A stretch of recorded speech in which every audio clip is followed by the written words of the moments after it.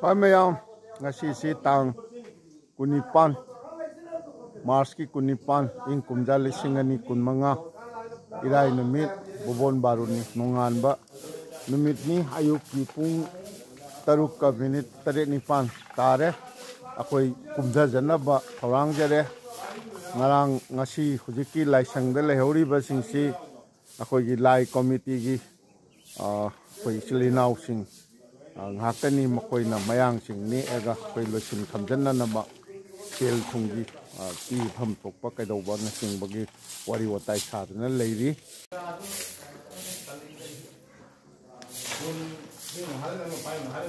lai committee gi president secretary treasurer na chingba leiri lai sang sitok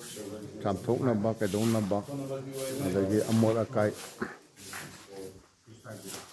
Chairam-basing losin khamjan taunana ba sida leiba sadhu oina mathakta mayang singgi leibhamda leibasing da sinnadana kaidodana loire akoisu thorang tawba loijare ubon kunda si mi itaktae leitre aduga yam ngakpasi mana chinghong da bawa ising leibada waba mafam sida isda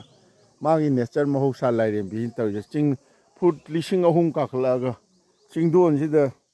kumbi kalen chahi chupa kangdaba pukhri achawba ma leibasisu sisu mahausa lairembi gi angakpa kaino amani ado ngarang numidang si akoigi tang kuntre ki numidang si chu adum matat adai mayam mapam sida leiriba mapam sida mi singsi pula himung manung lakminaba mamanaba masen lakminaba mayam tawdana lei aduga ngarang nungdang di akoigi ahing chupa generator su lepte ngangba ado moise nongal lakpa pung ani makhai ahum mari tarak pada loina makhawat naraga kumdhan nagiba ngaktani hojik lehoriba kangbu sidi maru oina koigi dukan nungan phamba kangbu agi naharon khara di langbu jure ahing chupa ngarang si lampak sida ngang naharol sing koigi kano tawdana Dagoi sadana isai hauna khongdana tauna laptop laitana lairami kano si hange sumba si mayangi guest house adegi mathakta hojiksu tumboga su yauri kumdadriba pik thana kri ina na masugumba mafam je koi mitai Maharaj Borchandra memorial gi do su leire adegi asomda mathakta lobda su achaubo leire mafam sida adegi laisang kari se ahing pik thana kaino tawri angang na harol sing hauji kumdhan abasu kumdhan nagadabagi thorang tawbusu yawnare ayamba kumda hojikti dukan nungan tawriba kari ngakta ngaire akoisu kumdha jaragani kumnaba hojikta kumnaba na harol sing kasu yawri loire kumsi kumgi akoigi bobon barunigi kumai Bobon Baba Darshan tawbugi numit loire aina ngarang dagi khoi bobon chingthak tagi makha da uriba singsi amtang matek khata oina su mayam da uchage na tawbani ado leichin na pumam mamba upai leite ai ngasi phibam amuk yengjage sini akhoi bobon gi makha je ma tampak lamgi kaino sing uba numidang da thangmoi ga yam phajaba numit ka yawe hai kana umba singna ado ngarang nahana aina hek thungjarakpa matam dagi sumaina adum mangdana lechil na pungku kuptana lei aduna ai uchaba ngamjadre put lising ahum mathaktani hujik pau yam nungaina tumnaba angang sing yauri Naharol sing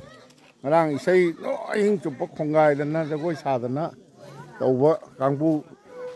ni ada hujik moi kumdhan na ba ko likpeng ba o aina hajadaba amna akoi stage da ising akoi gi bottle half liter gi 500 liter gi bottle keno ama pukhalakpada kunmari hanbadu pukhalakpada lupa kya lawe ba tumbia Moi botol masadu pukhalakpada lupa kaya lawe ba chahum lupa chahum lawe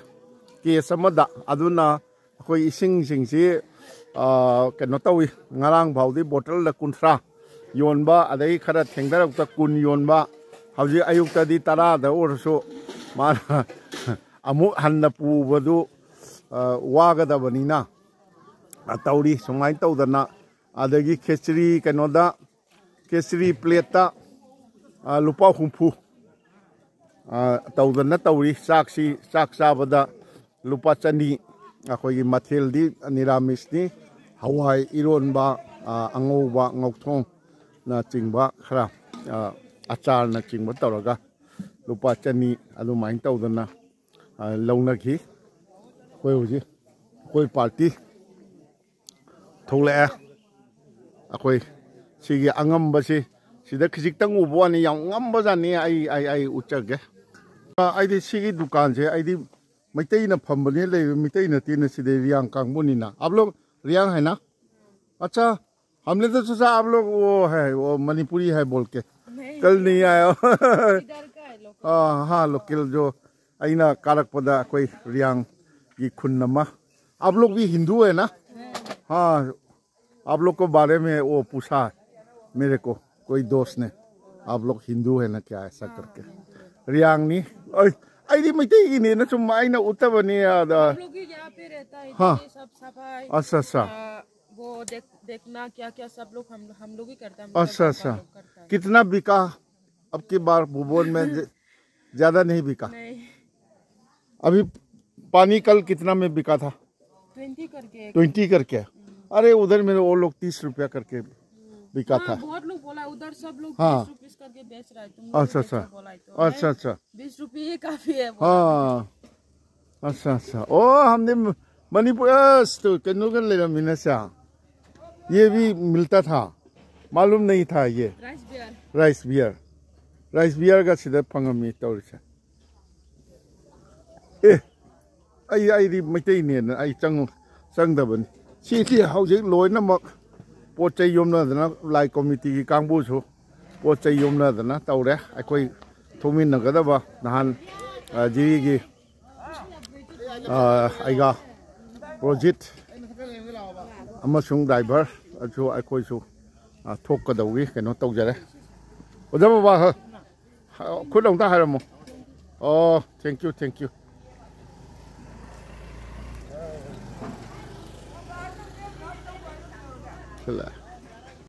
driver नी कनो तौरे अदा अब अखोई कनो याच गाड़ी से यौरकदबदो यौरक्तरे आदो मीगी लंबी आई ट्राई तौजेगे हायबदा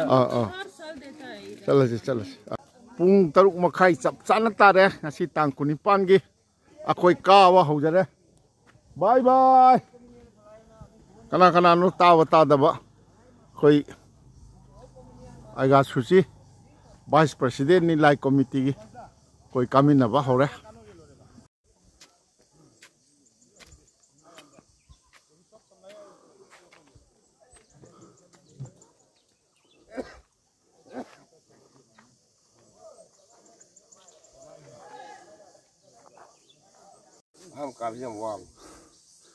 हाँ भाई काक पसीदी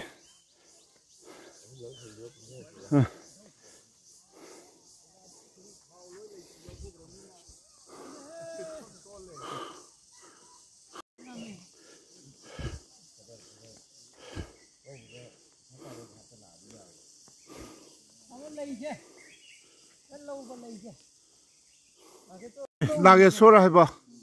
उदुनी अदगी लैसिसु फजन साले मनमसु याम नुंसीबा लैनी सिगी खोई बुबोन बाबागी काखलक अखोई अंगमबदु लोसिनजरे हेक योरमदागी ngамथाबा सरक्तु लोइसले सिगी नागेश्वर सि चाउसु चावे नागेश्वर सिदी मनम नुंसीबदा सिंथानबदसु यावबा दुगा उगी फजबा कनबदसु यावबा केनोनी कुराइदा थाबदा कुराइ तेबा उदुनी बुबोन बाबा यौरामदाइगी गामखर सरुकसिदी कनागुमना अखोइगी नोंमाइजिंगी खलोंग गा कनानी हेन ngamगे खलोंग गा ददी लेहौरे हाइतारे माना 3000 फीटनी बुबोन से कोई लाइसी ngam सरुक से आदा उदरे कोई बुबोन बाबागी मफम दो दगे कोई तामथोक चले बिना उबा फंगदरे कोनसिनबा सरुक खरा नतन angambasi kakhatpa loiraga amuk sida amuk sangna kumdari masi wana bubongi makhadagi chingkhongdagi kakhalaga yausilakpagi masigi matekki angambasi kakhatpaga masongi angamba kumdra gribaji kumdabasiga masida kanagumba naharon singadi harau harau ya langdana yaure haibagi wakhal nungaiba wakhalda kumdaba kakhalakpa kumdabani aduga aikhoi gumbagi sahi mata asidadi yam khenare yam sathina ngamdhagiba posakni ibaje sumaina kumdhari erga sumaina amuk leisin bani lambi semba sida lambi yam koithokpa mamangda khara chakhalaga असंबा लंबी ने अमा लगी नहाना कोईना लेपचाबा हनुमान मंदिर की दुदा चाप चाना अद्वाई की सरुक तुदा कुमधाबा अमा लई मधुदी सब Jung ngambani madom dadi akhoi chachararoi ngasidi si gi ada ai khongloi jing yogre masiju hariseni bubon yolom dai angamba kakhalaga amu angamba kumdaba ji asa aidi khu si kakhatpadadi thoidokpa ai wajade aduga aigi khu ye thangbasi kang yaudaba khuni ado 1992 da accident oidana Mizoram da tawdana operation tawdana lokthokkhibani ado kaabadi ka stawde ado hujik su kumdhabasidi padak tawdana hafet khitang control wabadona tawri hujik su ba kumdhar pudo loidri asida khangkot kuthabam lerga adi loira ani sini aduna si bobongi yawramdai ai ya ngamna kakhatpa masang simga khangam ngamna kumdhaba asigadi saksang se thakta sor mapi hondaba yaro asumba mathakta kari sidi macha sumba sidi yamna amu kakhat amu kumdha tawbujidi achingkhong yogdrifo adum tawdroba posakni yamba natra si yorokpasida akhoi lambi ani phangba ma leire akhoina nahan nungdang laksaba rianggi khun phaurga lakpadu songi sidani oiromda yetlomda ama lai ada akhoi chaminari sida aiga suchi yauri akhoi darmi kaithel daga aina khwai mayam da saktak sakraba mana takpada madi somda ngaitana lalolitiki chathok chisin tawbunina sina riang singi khun tabadu samba lambi ni hana somda chali chachak ai kangu ji hindu o yamladi hendo khinu ko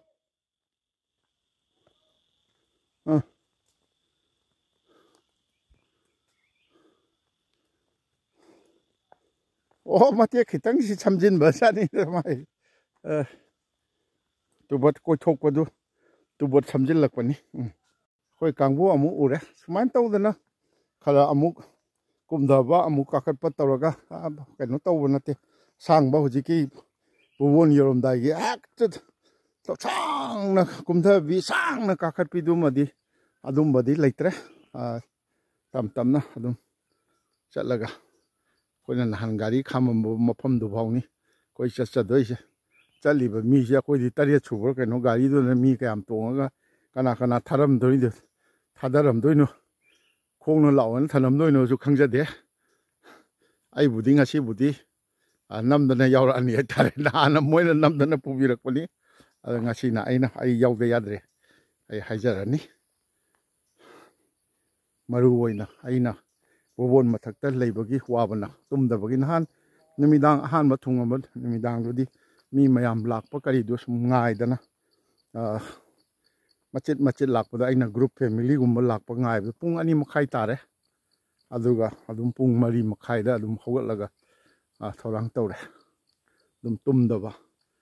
ngarang di phajana laisang da mi lang dam ni na laisang da phajana tume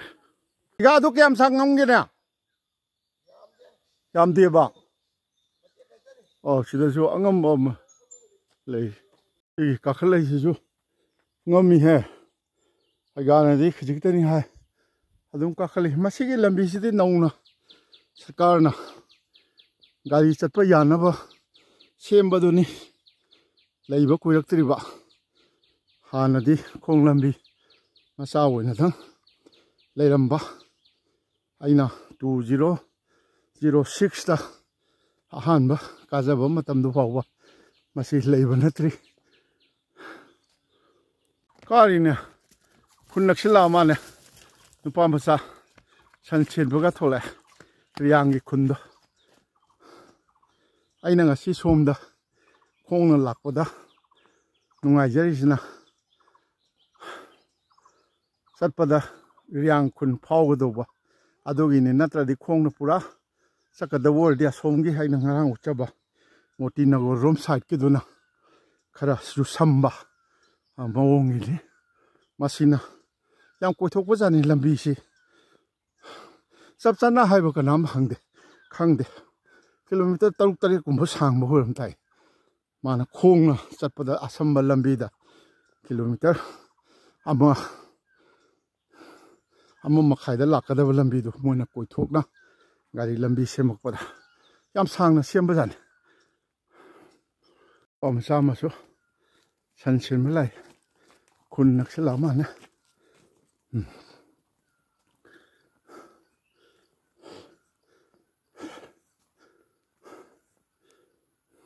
ilai phamdagi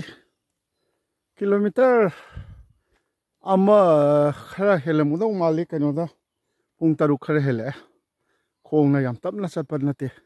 sida moi riang singi khungi laisang uba hore riang singsi hindu ni aigi maru amuna aina sidai da bubon mathak laringai sida bubon mathakta network se nungsit ki matungina phangi aina ngarang tang kun taruk si mana ayuk ki pung taruk tagina taret phaugi ama aina upload tawjagi bodo madho